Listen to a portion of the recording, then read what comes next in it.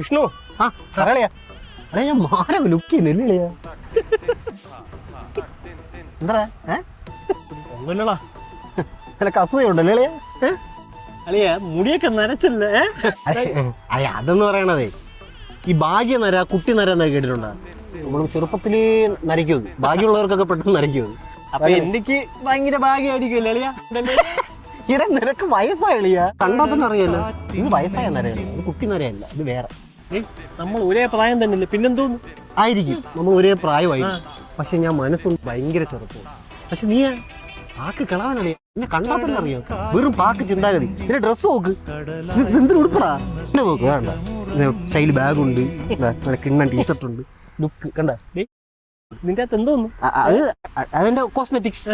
സത്യം പറ, പ്രശ്നം വരുന്നല്ലോ. ചുമ്മാ ഒരാഴ്ചയൊക്കെ പറഞ്ഞു പരന്ന ഓരോന്ന് പറഞ്ഞു പരത്താൻ വേണ്ടി. ഒരു കാര്യം സമ്മതിച്ചേക്കുള്ളൂ. എന്തോന്ന്?